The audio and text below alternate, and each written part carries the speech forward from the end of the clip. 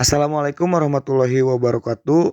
Halo teman-teman, halo Ibu. Izinkan saya untuk memaparkan analisa film yang berjudul Hope. Oh iya lupa, perkenalkan nama saya Fajri Alfi Latif dengan nomor NIM 118803064 dari Sosiologi B. Jadi awal cerita film Hope ini berceritakan tentang keluarga biasa saja. Ayahnya seorang pekerja pabrik, sedangkan ibunya membuka toko kecil di depan rumah.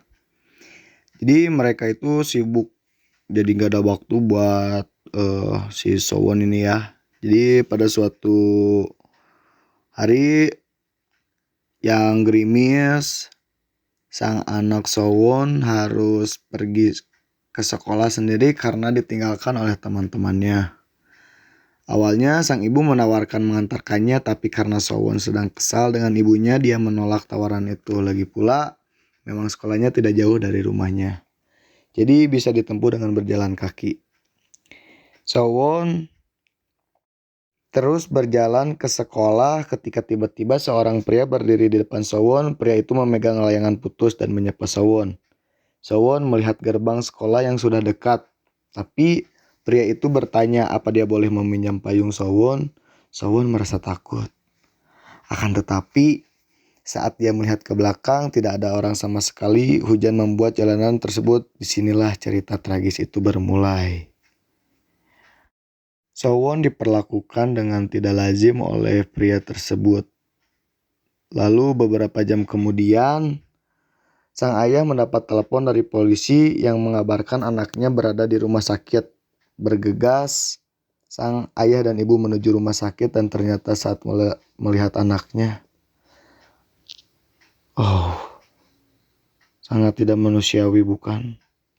Sang ibu benar-benar shock melihat sang anak telah menjadi korban pelecehan seksual dan fisik dengan tubuh penuh luka dari muka hingga kaki.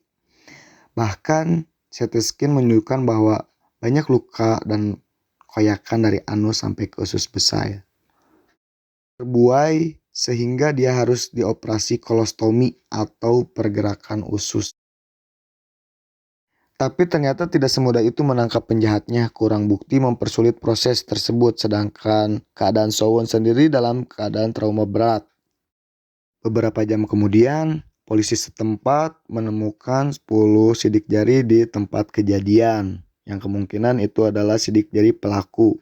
Bersyukur ada seorang terapis dari sebuah yayasan bernama Sunflower yang membantu menangani trauma anak-anak yang dilecehkan secara seksual. Tepat di sebuah foto, Sowon menunjukkan reaksi itu adalah pelaku. Nah, dari kejadian ini trauma Sowon semakin menjadi. Dia menjadi tertutup dan tidak mau bertemu laki-laki bahkan dengan ayahnya sendiri. Dibantu sang terapis yang ternyata mengalami kejadian mirip, anaknya korban pelecehan seksual dan memilih untuk bunuh diri. Itulah yang menyebabkan sang terapis ingin menolong anak-anak yang mengalami kejadian serupa. Beberapa kali terapis tersebut bertemu dengan Sowon dan akhirnya Sowon mampu untuk bangkit walaupun tidak semudah yang dibayangkan karena teman-teman Sowon yang tidak begitu mengetahui kejadiannya berupaya mencari tahu apa yang terjadi pada Sowon.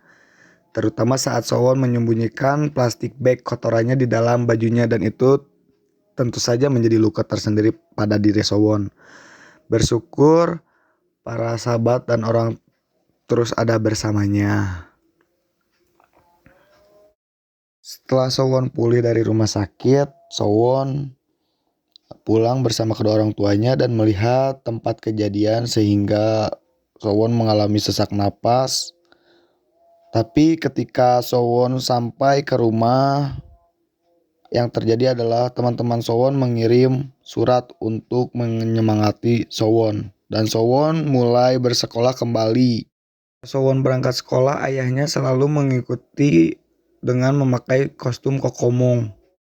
Dan itu membuat Sowon merasa lega karena selalu dijaga oleh yang berkostum kokomong dan ternyata dalamnya adalah ayahnya Sowon.